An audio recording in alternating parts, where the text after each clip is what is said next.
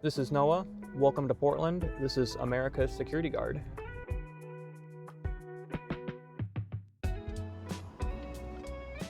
I would start out with each interaction being as respectful as nice as possible. But if that's no longer an option, you gotta know when it's time to either change the tone of your voice, whether or not you need an additional security officer or you need the police. It definitely depends on the scenario that you're facing, I guess. If you're talking to someone just in the doorway and you just need to get them to move, just being polite and respectful, and for the most part, they'll move. If you're coming up on someone who's already being super aggressive, you're not gonna just go into that with the same mindset that you would if you're just talking to someone who's sleeping in the doorway.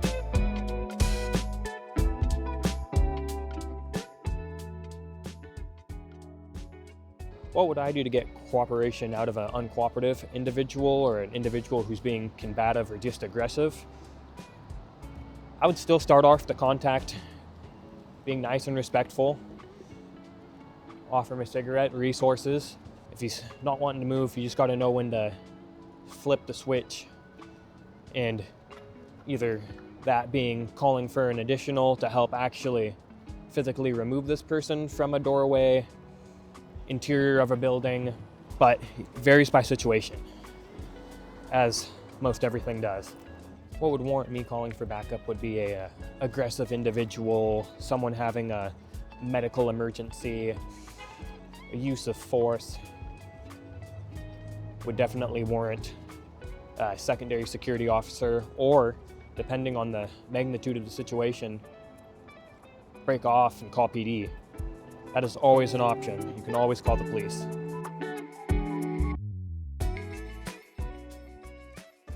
When dealing with people who are having either a mental health episode or super drunk, under the influence of any other narcotic, definitely plays a way that you would a way that you'd come up and start the conversation, the contact. Calling for additional is always an option in a scenario like that. Getting the police involved, depending on if it's something that is out of your realm of comfortability or something that's out of the realm of what you can actually just do. Knowing your own limitations and what you can and can't handle is huge, and you know when you need to know when to call for help.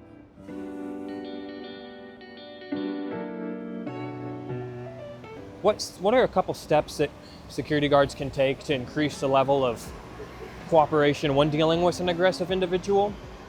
As corny as it sounds, the way that you look, your posture, your gear, the tone in your voice, the way you're interacting with them is huge. Being able to talk to people and communicate with them efficiently is more than half of it. If you can't communicate with people efficiently to explain to them what you need and are asking of them, you're not going to get very far, whether or not it's getting someone to move out of a doorway, etc., etc.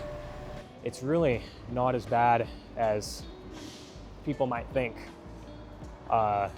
It's definitely improved over the past years since I've been working for Echelon, and I think it's continuing to improve.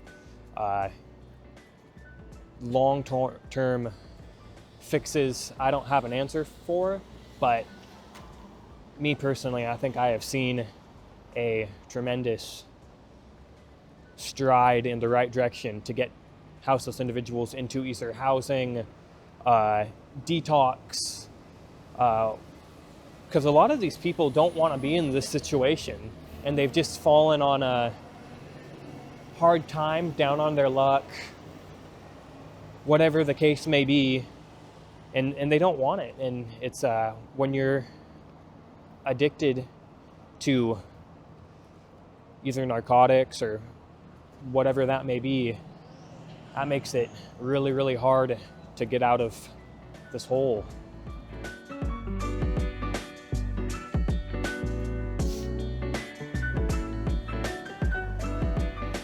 I'd say what me personally and some of the things that I do to help de-escalate certain situations. Just start off every contact you make with being respectful and treat people how you'd want to be treated, like the human they are. On top of being compassionate and offering various resources, whatever you got, and just being effective at communicating. At the end of the day, I feel like that's what it comes down to. If you're good at communicating and talking, you'll be able to get yourself out of most any sticky situation that you can find yourself in. I guess it comes down to every situation and every contact is different.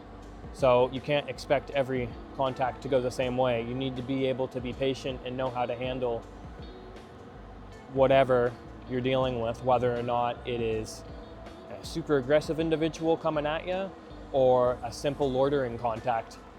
Some people need more patience than others, and you need to be able to give them that patience that they deserve.